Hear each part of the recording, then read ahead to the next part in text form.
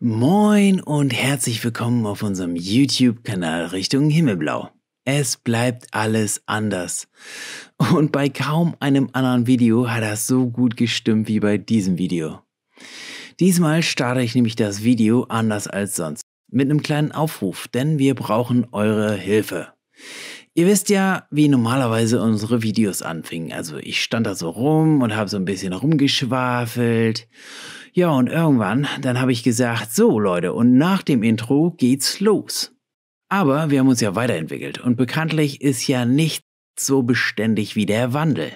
Ein Projekt ist abgeschlossen und wir sind gerade auf dem Sprung zum nächsten Projekt. Somit muss sich ja eins auf jeden Fall ändern, und zwar unser Logo. Ihr erinnert euch noch?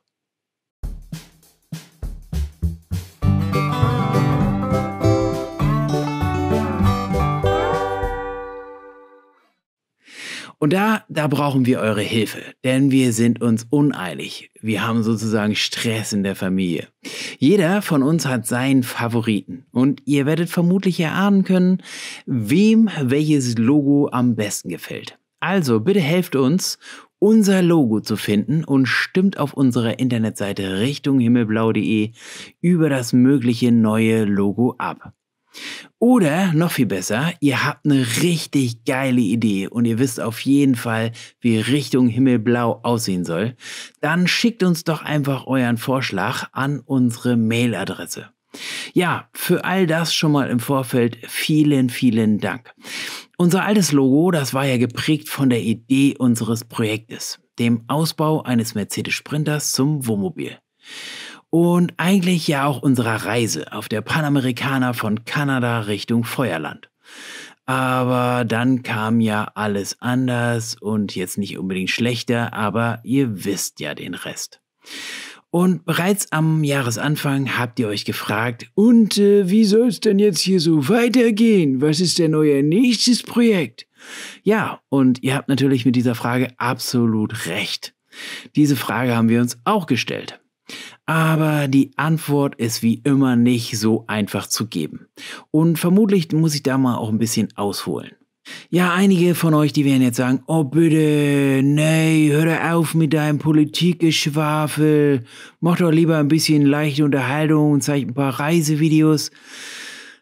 Aber leider muss ich so ein bisschen ausholen, um zu erklären, was wir vorhaben, denn Politik spielt bei all dem natürlich auch eine große Rolle.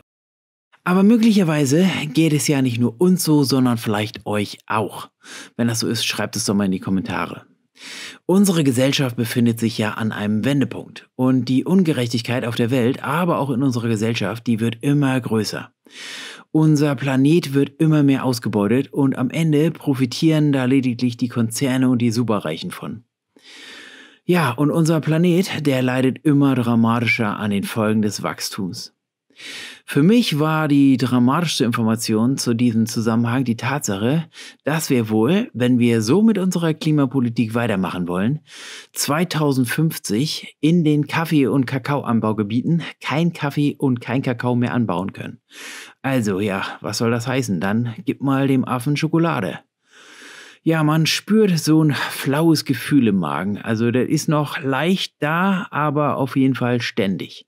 Dem Gefühl, dass hier irgendwas aus dem Ruder läuft. Oder? Geht's euch nicht auch so? Und das ist ja nur der Blick aus unserer Europablase. In einigen Ländern, da läuft da schon lange nichts mehr aus dem Ruder, sondern der Kahn, der hat schon volle Schlagseite. Leider fördern wir durch politische Entscheidungen einen Großteil der Zerstörung und lassen es nach wie vor zu, dass da Profit und Gier Leben und Umwelt zerstört. Und nur mal kurz am Rande, und ich weiß, das gehört hier nicht so her, aber mich ärgert es, dass in letzter Zeit alle Politiker immer so laut nach dem Weiterbetrieb der Atomkraftwerke schreien und wirklich keiner spricht auch mal die Nebenwirkungen aus. Denn wusstet ihr unter anderem, dass in Greifswald gerade das Atomkraftwerk zurückgebaut wird? Und das Problem ist ja, die ganzen Bauelemente strahlen. Übrigens gerade, die haben seit 1995 damit angefangen. Und sie planen 2028 damit fertig zu sein. Übrigens, der Rückbau kostet 6,5 Milliarden Euro. Und jetzt denkt ihr natürlich, ja gut, aber das zahlt ja dann der Energieträger. der da auch vorher seinen Reibach mitgemacht hat, ne? Nee, das zahlt ihr. Also wir. Ja, und wenn wir da mal ehrlich sind, dann gehören ja Tugenden wie Gerechtigkeit, Aufrichtigkeit, Bescheidenheit und Ehrlichkeit auch nicht mehr wirklich zu einem Anforderungsprofil eines Politikers. Politische Laufbahnen, die sind ja dann eher durch Skandale umrahmt, aber vielleicht sollte ich mich da einfach nicht mehr wirklich dran erinnern können. Vielleicht kann ich mich einfach, vielleicht habe ich das, da habe ich mich vielleicht verscholzt. Naja, und wenn man das dann kritisiert, wird oft die Karte gezogen, dass man gegen Demokratie wäre. Doch Leute, wenn Geld die demokratischen Prozesse lenkt, dann finde ich, das sollte kritisch beleuchtet werden. Das Problem ist ja die ungleiche Verteilung von Einkommen und Vermögen. Obwohl Deutschland als eines der reichsten Länder der Welt gilt, gibt es hier eine große Anzahl von Menschen, die von Armut betroffen sind. Ja, und auf der anderen Seite, da gibt es eine kleine Elite, die einen sehr hohen Anteil des Reichtums des Landes besitzt. Da gehören übrigens unsere Politiker zu. Deutschland ist reich. Das ist eine Aussage, da muss ich mich jedes Mal schütteln. Im Vergleich der europäischen Staaten liegt Deutschland beim Thema Wohneigentum auf dem vorletzten Platz. Ich sage das nochmal, auf dem vorletzten Platz. Das ist für mich echt ein erschreckender Wert. Zumal ja bei diesem Thema auch das Thema Alter, Rente und Absicherung eine Rolle spielen. Aber wer sich in Hamburg eine Wohnung oder ein Haus leisten kann, der gehört hier definitiv zur Oberschicht. Wir schlittern also von Krise zu Krise und es gibt immer die Profiteure, die aus diesen Krisen nochmal ihren Gewinn schlagen. Während ein Tischler mit seinem durchschnittlichen Jahresgehalt, und wir reden hier von Brutto, von ca. 23.964 € ums Überleben kämpft und dabei mindestens die Hälfte seines Gehalts noch an Steuern zahlen muss, da verdient so ein Abgeordneter rund im Schnitt 178.880 € und zwar steuerfrei. Und bei unseren Ministern, da ist es ja noch viel dramatischer, da liegt das Gehalt bei 306.870 €. Ey, du wirst bekloppt oder nicht? Für einen Tischler ist damit der Traum von den eigenen vier Wänden in den Ballungsgebieten ja nicht mehr realisierbar. Und wie soll ich meiner Tochter raten, einen handwerklichen Beruf zu erlernen? Ich kann das echt niemandem raten. Auch wenn das für mich persönlich eine Menge gebracht hat. Die Leute sagen ja immer irgendwie, dass Politiker so viel verdienen müssen, denn sonst würden sie ja irgendwie nicht in der Politik, sondern in der freien Wirtschaft arbeiten. Echt jetzt? Als was? Was macht man denn dann mit denen, die so Politikwissenschaften studiert haben? Ich fürchte, gerade in der Politik haben wir einen so gravierenden Fachkräftemangel. Denn kaum ein Minister hat so viel Ahnung von der Materie. Und leider sehen wir das ja jetzt in der Vergangenheit. Wie erkläre ich jetzt also meiner Tochter, dass sie bloß keine Ausbildung machen soll, sondern im schlimmsten Fall noch Politikerin werden soll? Es wird andauernd von Fachkräftemangel gesprochen. Aber wisst ihr eigentlich, wie die Definition von Fachkraft ist? Also in dem Zusammenhang? Die Tätigkeit ist an den Gehaltsrahmen gekoppelt. Also eine ausgeschriebene Stelle zu dem vorgeschriebenen Gehalt im Niedriglohnsektor. Wenn die nicht besetzt wird und man schlicht keine Person finden kann, die für so wenig Geld arbeiten kann, dann wird da von einem Fachkräftemangel gesprochen. Und die will man dann halt mal aus dem Ausland holen, weil in Deutschland kann sich das mal keiner leisten, für so wenig Geld zu arbeiten. Und kein Politiker, der nimmt mal die wahren Worte in den Mund. In der EU sind wir da übrigens mit 20% nach Polen und nach Bulgarien auf Platz Nummer 6 im Niedriglohnsektor. Das ist dramatisch, aber politisch gewollt, gerade von der CDU. Übrigens nach uns kommt Rumänien. Ja, was soll ich sagen? Was hat das eigentlich alles mit Richtung Himmelblau zu tun? Ihr werdet vermutlich sagen, nichts. Vielleicht ganz nett zu wissen, aber eigentlich nichts. Aber das stimmt ja irgendwie nicht. Denn persönlich würde ich sagen, eher alles. Es gibt den Rahmen vor. Politik bestimmt natürlich mit ihren Entscheidungen über unsere Möglichkeiten, die wir haben. Wir haben lange im Hamsterrad unsere Runden gedreht. Ja, oftmals mit so einem Ziel vor Augen. Doch irgendwann, da hat sich unsere Blickrichtung verändert. Vielleicht haben wir mal kurz aus dem Hamsterrad rausgeguckt. Und dann haben wir gemerkt, hey, das Ziel, das ist doch irgendwie unerreichbar. Und so entstand auch die Idee von unserer Panamericana-Tour. Unsere Vorstellungen vom Leben haben sich verändert. Und wir wollen natürlich unserer Tochter möglichst viel mit auf den Weg geben. Und da ist Reisen natürlich definitiv ein Thema. Es ist eine tolle Art, die Dinge im Leben besser einordnen zu können, weltoffen zu werden. Und Reisen wird auch immer ein Thema hier von Richtung Himmelblau bleiben. Ob mit dem Bus oder dem Caravan oder mit dem Flugzeug. Definitiv, lasst euch überraschen. Die Vorbereitung auf unsere Wir lieben den Norden Tour hatte uns ja über Jahre Aufschwung und Vorfreude gegeben. Und die nächste große Reise ist schon in der Planung, aber da kann ich jetzt noch nicht so viel zu erzählen. Das wird absolut großartig und ich habe da so einen Bock drauf. Naja, wir haben auf jeden Fall gemerkt, dass wir eine Basis brauchen. Gerade Lotti braucht auf jeden Fall mal Ruhe vor dem Sturm und ein bisschen Kontinuität. Die Frage ist ja nur, wie und wo. Die Zukunft des Wohnens wird von verschiedenen Faktoren beeinflusst, wie zum Beispiel demografische Veränderungen, technologische Entwicklung und ökonomische Herausforderungen. Ein wichtiger Trend ist die stetige Nachfrage nach bezahlbarem Wohnraum in städtischen Gebieten, gerade in Ballungsgebieten wie Hamburg, fast nicht mehr möglich. Das führt zu einer hohen Nachfrage nach kleinen und smarten Wohnungen, die durch den Einsatz von Technologien wie zum Beispiel Automatisierung und Vernetzung optimiert werden. Nachhaltig, ökologisch und effizient. Das sollten auf jeden Fall die Slogans sein. Ressourcen wie Strom und Wasser sparen. Naja, die Zukunft des Wohnens, die wird sich auf jeden Fall wandeln. Und wir wollen den Wandel suchen. Insgesamt lässt sich wohl sagen, dass die Zukunft des Wohnens von der Anpassung an die sich verändernden Bedürfnisse der Gesellschaft, der Förderung der Nachhaltigkeit und vor allen Dingen auch der Nutzung von Technologien geprägt sein wird. Aber wie kann denn das Wohnen aussehen? Wir haben einen Wohnraummangel, besonders in Ballungsgebieten wie zum Beispiel Hamburg. Trotz der Versprechungen der Politik wird nur geringfügig gebaut. Ja, die Probleme liegen dabei auf der Hand. Der Preis zum Beispiel für Zement, der ist im letzten Jahr um 50% gestiegen, bei Beton um 85% und die Krönung ist definitiv Dämmmaterial, denn da ist der Preis um 200% im letzten Jahr gestiegen. Natürlich irgendwie getrieben von Corona und Lieferengpässen, aber vor allem durch die Energiepreise. Und die meisten von euch, die wissen das ja eh. Die Energiekrise, die war ja schon weit vor dem Ukraine-Krieg. Spannend fand ich ja die Geschichte von Jimmy Carter und den Solarzellen auf dem Weißen Haus.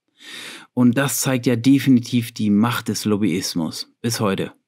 Wer die Geschichte nicht kennt, der muss die mal googeln. Und natürlich liegt da eine Entwicklung nah, die auch aus den USA zu uns rübergeschwappt ist. Tiny Häuser. Und bekannt auch als Mini- oder Mikrohäuser. Sie haben in den letzten Jahren an Popularität gewonnen, insbesondere in den USA, als eine Alternative zum traditionellen Wohnen in großen und teuren Häusern. Der Trend geht dahin, sich auf das Wesentliche zu konzentrieren und ein minimalistisches Leben zu führen. Tiny-Häuser können auf Rädern gebaut werden, was es ermöglicht, sie leicht von Ort zu transportieren. Und jeder blickt momentan ja total romantisiert auf diese kleinen Häuser. Wir waren schon bei kritisch hinterfragen und an der Stelle muss man ja auch relativ laut mal fragen, warum? Weil es sich so gut anfühlt, sich zu verkleinern? Etwa 23% der Deutschen, die können sich ein simples Leben vorstellen in einem Tiny House. Ich vermute ja, dass der Trend doch eher kommt, weil wir begrenzten Wohnraum zu überteuerten Preisen haben und weil man sich es eh nicht mehr leisten kann, sich ein eigenes Haus zu kaufen oder zu bauen. Übrigens, auch sehr spannend und anders als vermutet, liegt die statistische Kundengruppe für Tiny-Häuser zwischen 45 und 55 Jahren. Ja, was soll ich sagen, da passen wir ja ideal ins Muster. Also, was steckt hinter der Idee vom Tiny House? Und würde das überhaupt zu einer Familie passen? Und wie nachhaltig sind Tiny Häuser eigentlich wirklich? Tja, und damit sind wir auch schon wieder bei der Politik gelandet. Denn in einigen Regionen und Ländern gibt es Bestimmungen und Vorschriften, die den Bau und das Wohnen in Tiny Häusern erschweren oder sogar verbieten. Das kann daran liegen, dass Tiny Häuser nicht dem örtlichen Bauvorschriften entsprechen oder dass es Schwierigkeiten bei der Integration in bestehende Wohngebiete gibt, also dem sogenannten Bebauungsplan. Aber sind wir doch mal ehrlich, unter uns Leute, Die Regierung hat kein großes Interesse an einer großen Ausbreitung. Es wird eher als Bedrohung für den regulären Wohnungsmarkt oder die Wohnungsbestände gesehen. Denn da, wo Tiny-Häuser gebaut werden, da werden natürlich auch keine Mehrfamilienhäuser gebaut. Auch die Grundsteuer ist natürlich ein Thema. Und der Wunsch von der Regierung ist ja eher immobil zu sein und nicht mit seinem Wohnraum durch die Gegend zu ziehen. Es besteht also gar kein Interesse an Häusern mit Rädern. Aber es gibt natürlich auch Regionen, in denen Tiny-Häuser willkommen sind und spezielle Regelungen und Pläne entwickelt wurden, um die Nutzung zu erleichtern. Das ist für uns ein spannender Bereich, mit dem wir uns in Zukunft auf jeden Fall gerne beschäftigen möchten. Vielleicht ist es ja auch eine spätere Möglichkeit für uns. Man sollte es zumindest vielleicht mal kritisch hinterfragt haben. Also wer Lust hat, da mehr zu erfahren, der wird hier auf jeden Fall bei Richtung Himmelblau ein bisschen mehr über Tiny-Häuser erfahren. Aber vielleicht ist der Platz ja doch begrenzt und auch das Gefühl der Autarkie. Vielleicht reicht es ja nicht nur aus den Ballungsgebieten zu fliehen, sondern vielleicht sollte man sogar das Element verlassen. Und wir lieben ja das Wasser und auch das Meer. Also sollten wir vielleicht auf ein Boot ziehen? Oder warte mal, lass uns das mal kombinieren. Haus und Boot. Das Leben auf einem Hausboot hat so viele Vorteile, hat natürlich auch ein paar Nachteile. Aber in der Theorie können Hausboote in vielen Gewässern geparkt werden, was ermöglicht, den Wohnort oft zu wechseln. Und es können natürlich auch neue Orte entdeckt werden. Das Leben auf dem Wasser bietet oft eine ruhige Umgebung und die Möglichkeit, die Natur hautnah zu erleben. Klingt ein bisschen wie ein Werbetext. Aber auch hier hätten wir natürlich eingeschränkte Platzverhältnisse. Hausboote haben in der Regel weniger Platz als ein festes Haus. Und es fehlt ja auf jeden Fall auch die Fläche vor dem Haus. Das ist ja irgendwie auch das Charmante an Tiny-Häusern, dass man nicht nur in der Natur wohnt, sondern auch mit der Natur. Ja, was man auf jeden Fall mit beleuchten sollte, ist, dass es auch hier dank Corona einen wahnsinnigen Boom gab. Wer kein Wohnmobil gekauft hat, hat sich vor allen Dingen ein Schiff gekauft. Alle Häfen und Marinas in Deutschland sind voll. Kaum irgendwo ist noch ein Liegeplatz zu bekommen. In Hamburg haben wir bereits die erste Wohnsiedlung auf dem Wasser. Und wenn man das Thema in Vollendung sehen will, dann blickt man am besten nach Holland. Aber in Deutschland, da gibt es eigentlich kein richtiges Interesse an einer Entwicklung für das Leben auf dem Wasser. Zumindest nicht politisch.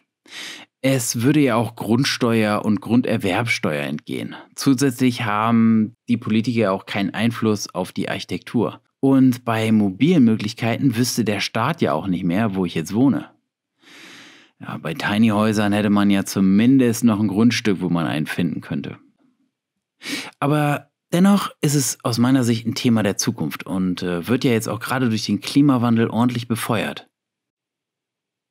Ja, und wer sich auch für das Leben auf dem Wasser interessiert, der ist hier bei Richtung Himmelblau in der Zukunft auf jeden Fall richtig, denn wir wollen dieses Thema auch mal genauer betrachten. Und auch da ist natürlich die politische Lage und Politik immer ein Thema. Mensch, Olaf, es geht doch nicht darum, 400.000 Häuser zu bauen oder zumindest diese Vorgaben zu machen, sondern es geht auch um die Zukunft des Wohnens und die Zukunft des Lebens.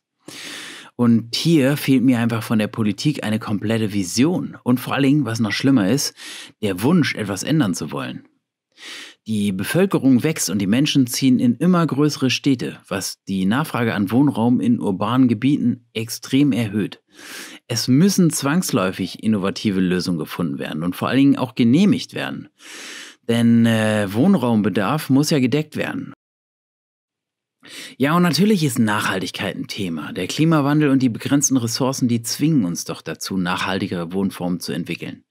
Das kann bedeuten, dass Gebäude energieeffizienter werden, mit erneuerbaren Energien betrieben werden, vielleicht sogar autark werden und dass es Gebäude mehr in der Natur geben wird, also ohne Flächen zu versiegeln. Ja, und natürlich ist Technologie auch ein Thema. Technologie wird immer mehr in unser Leben einfließen und kann die Art und Weise, wie wir wohnen und leben, verändern. Zum Beispiel kann die Verbreitung von intelligenten Geräten und vernetzten Systemen dazu beitragen, dass Häuser noch energieeffizienter und noch sicherer werden. Die Menschen, die werden doch auch immer flexibler und mobiler und wollen nicht unbedingt an einen festen Wohnort gebunden sein. Auch das führt ja jetzt schon dazu, dass mehr Menschen auf Tiny Houses, Wohnwagen oder Hausbooten leben oder sich für temporäre und flexible Wohnformen entscheiden. Und damit sind wir wieder beim Land der Dichter und Denker und Visionäre. Kennt ihr eigentlich Clara Geiwitz? Die ist übrigens mein Jahrgang. An der Stelle frage ich immer gerne die Frage, ob ihr erraten könnt, welchen Beruf Frau Geiwitz gelernt hat. Und, könnt ihr es erraten? Richtig, keinen. Während ich mit 16 zum Boxen gelaufen bin, ist die mit 16 in die SPD eingetreten und studierte dann natürlich Politikwissenschaft. Oh, fragt ihr euch übrigens, wer Frau Geiwitz ist? Das ist die Frau mit diesen Visionen. Ja, und wie sagte Goethe doch immer schon so schön: Ich sehe immer mehr, dass jeder nur sein Handwerk ernsthaft treiben und das Übrige alles lustig nehmen soll. Clara Geiwitz ist eine enge Vertraute von Olaf Scholz und schon sehr lange in der Politik. Die beiden sind also echt dicke. Und noch einer meiner Lieblingsbaustellensprüche, der leider in diesem Fall auch passt, ne? Ja, der Chef wollte das so. Ja, was mich dabei am meisten aufregt, ist ja immer dieses Gewurstel an den Auswirkungen und niemals die Beseitigung der Ursachen. Man kann doch nur den Wunsch haben, möglichst autark von all diesem Wahnsinn zu sein. Ja, unsere Perspektive hat sich verändert. Das Alter hat uns gezeigt, dass wir mehr Luft zum Atmen brauchen. Uns fehlt in der großen Stadt die Natur. Und vor allen Dingen fällt uns hier ab und zu auch die Decke auf den Kopf. Also machen wir uns auf die Suche. Wir wollen Dinge hinterfragen, wir wollen Dinge ausprobieren. Und manchmal gefällt uns das, was wir herausgefunden haben, halt nicht. Aber dann kennen wir zumindest Dinge, die wir nicht mehr wollen und probieren Dinge in unserem Leben, die uns auf einen neuen Kurs lenken. Und bei all dem hoffen wir natürlich auch, dass wir euch auch ein paar Denkanstöße mitgeben. Natürlich muss man sich die Frage stellen lassen, was diese ganze Unzufriedenheit soll und was das alles am Ende bringt. Aber zumindest können wir am Ende sagen, wir haben es zumindest probiert. Der direkte Weg ist nicht immer der schönste und so manche Abzweigung, die lohnt sich dann doch. Wir haben einige Ideen und wir würden uns absolut freuen, wenn ihr uns auf der Suche nach den Antworten begleiten würdet. Also, machen wir uns auf den Weg, immer Richtung Himmelblau.